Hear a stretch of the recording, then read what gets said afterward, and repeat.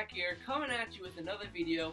So today's video, I'm going to be talking about the Nintendo Switch, not announcement video, but the presentation. The presentation that was back on the 13th, was it? That's when the presentation was, right? Yeah, the 13th. I'm going to talk about, firstly, what I didn't like about it. Then I'm going to talk about what I was like, okay, it's alright. And then I'll talk about what I actually really liked about it. So firstly, I would like to bring up the price. That can wait. The first thing I want to bring up here is the launch lineup that we know of so far. We know Nintendo. They may throw some curveballs and may announce some more stuff that'll be at launch. But nevertheless, I really wanted to touch upon the launch titles because most of them aren't great. We have Zelda, Breath of the Wild, great. But, we don't really have anything spectacular. We don't have anything that really stands out besides Zelda. And that's kind of unfortunate in my opinion. I wish that there was at least one other title, like a Mario game or whatever, that just kind of really made the Switch the thing you had to buy day one. I mean, of course, people are going to buy it day one, and a lot of people are probably going to flip it and sell it for like $300 on eBay. Well, wait, it costs $300. Sell it for $1,000 on eBay, but, hey, let them do them. We can do us. We can buy the system and play it for Zelda, Breath of the Wild, whatever. But I do wish that they did have more for the system. At least, like I said, they could announce more things. But as of right now, we don't know much of anything about the lineup besides of what we already know, and Zelda's really the only standout thing. So yeah, I hope that they really give us something else to really look forward to besides Legend of Zelda Breath of the Wild, which I'm excited for. I'm excited for Breath of the Wild, but I'm going to talk about that later, not now. So next up, I wanted to bring up kind of the prices that Nintendo. I'm not going to talk about the price of the system just yet. I mean the prices of the accessories. Now, this is a big thing that everyone's talking about. The fact that a Pro Controller is $70? Really, Nintendo? $70 for a Pro Controller? Listen, when you're starting to get in the territory of Xbox and PlayStation with their prices, that's when you know you're not doing something right. You always have to be lower. I mean, look. They're Nintendo, alright? They're more aimed for a family audience. They can't just be charging $70. If you want 4 Pro Controllers, what's 70 times 4? That's $280. That's almost as much as the damn system. If you want 4 Pro Controllers. I ain't gonna pay that much money to get some controllers. I'll just use the Joy-Cons, sure. And you could say, oh, but Zach, the Pro Controller has gyroscope in it. No, not $70. Maybe $50. $50 is a little more respectable than $70. So that's really all that I didn't like about the presentation. I mean, of course, there's a translator who sounds so disinterested with everything that's going on.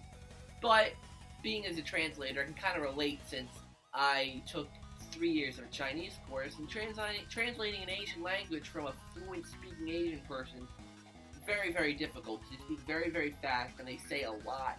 It's very difficult. So I give him full credit for what he tried, but they should have just really gotten someone a little more professional. So really, like I said, that's it for the stuff I didn't like. Let's move on to the stuff that I was like, okay, I can kind of understand. So Nintendo plans to do this paid online service thing. And personally, I don't mind that very much. I don't mind having to pay for online because it's kind of a standard for most systems except for Nintendo. Would it have been nice if you didn't have to pay for Nintendo Online? Yes, it would have. But you can't always get everything you want. So paying for Nintendo Online, I personally don't mind that much. The only thing that bums me out is the Nintendo Switch, with the online thing. Apparently you get a free NES and SNES game each month, but apparently you only get it for that month. It's still, relatively unclear, because Nintendo hadn't specified. It's relatively unclear which one it is, but I do believe that it's actually that you don't get to keep the game like for the whole, like for as long as you want. You only get it for a month, and then it switches, which I think will be stupid. Switches, Nintendo pun. I should work for Nintendo. I should be part of their advertising team. But really, that is kind of disappointing if that is true. If what I'm saying is true, and that these virtual console games that you get per month do not stay on your account eternally, that to me that'd be stupid. But nevertheless, it's still pretty cool that you get to play an NES or SNES game. But I think it's stupid if you don't get to keep it, because that's exactly what Xbox and PlayStation are doing. You get to keep the games, and they give you, like, I mean, they're not AAA titles, but they give you some good titles. Like, I got Goat Simulator, got a Sherlock Holmes game, you know, $15 retail games. You know, in Nintendo, they're giving you like a $7 one or a $10 retail game, and you don't even get to keep it. So that's where I'm getting a little bit shady. I'm like, you better not ask much for your online service, which brings me to that. I hope they don't ask a lot for it. If they ask as much as PlayStation or Xbox for their online, it's no. I'm just like, no. They can't ask for as much as Xbox and PlayStation. They just can't. Let me get the elephant out of the room here. Nintendo Switch's price of $300. I personally don't mind it. A lot of people are like, oh, but you can get the Xbox One and a bunch of games for $250. Yeah, but I think there's a difference. The Xbox, like, for competing with them, yes, that's a bit of a hassle. However, you're talking about a newly launching system. The fact that you can compare a newly launching system to a used Xbox One, it's still pretty good that you can get a new system with new games for as much as you get an Xbox One. So, I really don't understand the complaints. I mean, yes, they won't be able to really compete with them, in a sense, because, yes, they are asking for, like, it's a $300 system. But at the same time, it's also a new system. When the Xbox Project Scorpio comes out, and the PlayStation 4 Pro, they're going to be really expensive. So, you're not going to say, oh, but Nintendo has the upper hand because they're cheap. No. Whoever wants a Nintendo Switch will get a Nintendo Switch, regardless, well, I mean, not regardless of price, but, like, you know, if it's in a good price range. And I think $300 is perfectly fine. However, they should have had a pack-in game. A pack-in game, there's no excuse that Nintendo didn't have a pack-in game, especially that 1-2 Switch is a launch title game. That should have been the pack-in game. 1-2 Switch, packed in with the Switch for $300, that would have been perfect. I don't know why Nintendo didn't do that, why they didn't take up on that opportunity, but nevertheless, yeah. And considering how much you have to buy the Joy-Con grips for, the Joy-Con controllers for, and I even think the grip is kind of expensive, it's $300 isn't bad. I really don't think it's bad. I don't. But on the spectrum of PlayStation 4 and Xbox, yes, it's one on the expensive side, but you gotta remember, it is a new system. By the end of the year, let's be frank, it might drop to $250. Or on Black Friday, $250, or around the holidays, $250, or they might bundle a game with it and sell for $300. So, I really don't think that $300 is a bad price. Any more than that, then yeah, it would have been awful. But $300, I really don't think it's that bad. Alright, so let's move on to the highlight of the presentation, the games. The games are what impressed me with the Switch. And like I said, I wasn't disappointed with 1-2 Switch. I just think it should have been cheaper, or a pack-in title. I don't think it should have been $50. ARMS I'm okay with as well. Well, I get it when it gets cheaper. Same with 1-2 Switch, but at the $50, $60 retail price, no, I'm not gonna get either of those. But if I can pull out my receipt here, I have pre-ordered some stuff. I pre-ordered the the blue and red Joy-Con Nintendo Switch, which apparently I heard sold out quite quickly, so I'm glad I got my hands on one. Also pre-ordered Legend of Zelda Breath of the Wild. I pre-ordered Mario Kart 8 Deluxe and Splatoon 2.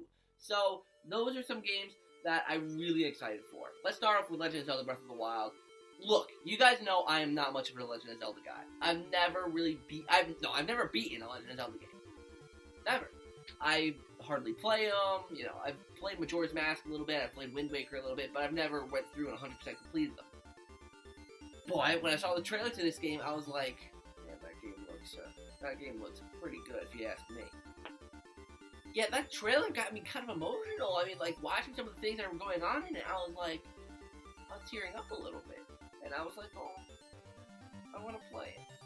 So I'm really anxious to get that launch day. That's gonna be the only game I get on launch day. So yeah, I hope that it's really, really good. It better be really, really good, because the only game I can play until Mario Kart 8 Deluxe comes out. Now, Mario Kart 8 Deluxe, a lot of people were on the fence about it, and even I'm on the fence about it. I'm like, has so much really changed to give it its $60 price tag? And at the end of the day, I said yes. Because Mario Kart 8 Deluxe fixed the battle mode, which... fuck.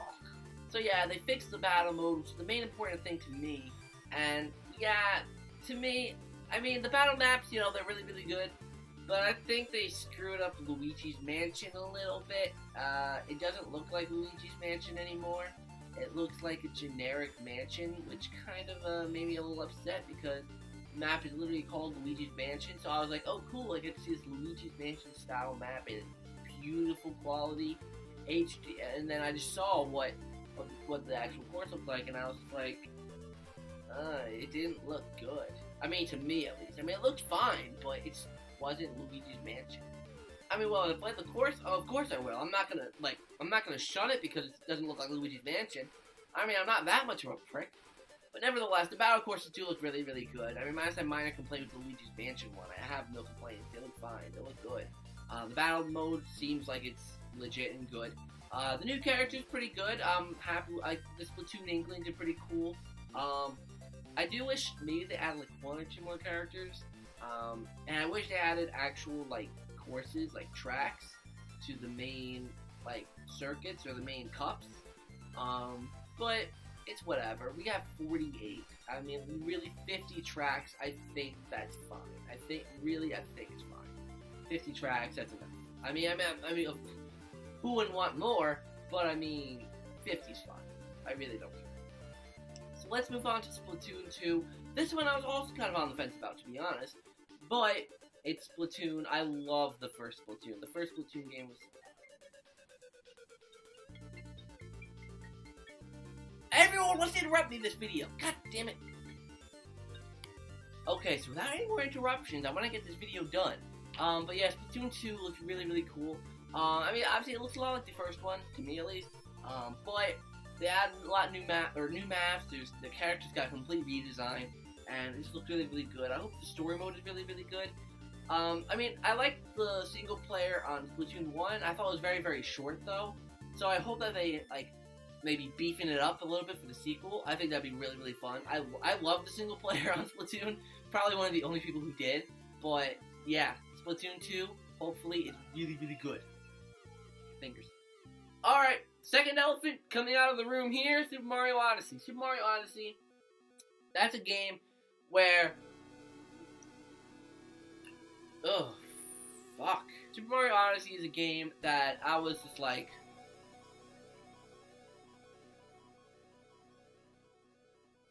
The whole entire time, my emotions were just like, what's this game doing? Like, where is it going? Is it over there? Is it down there? Is it here? Is it in my pants? I don't know. I don't know where the game is. But now, I've done research and I realized the direction the game is going.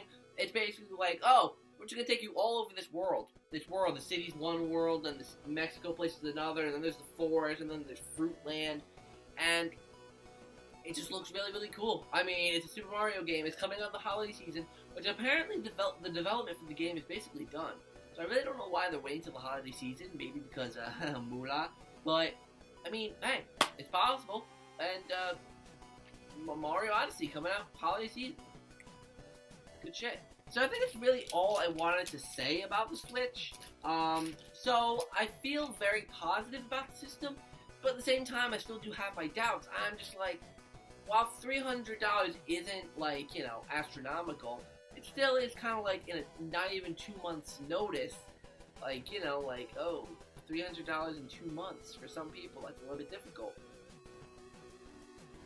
And I just, I put money down on it. What do I have on it? $90? Yeah, I have $90.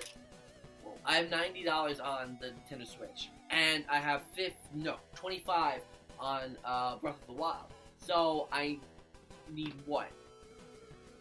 $250 more dollars? Or no, $230 more dollars. Or something along those lines. Which, God, that's gonna be hard, but I'm gonna try my best. And I mean, obviously, I'm gonna get it. Like, it'll happen.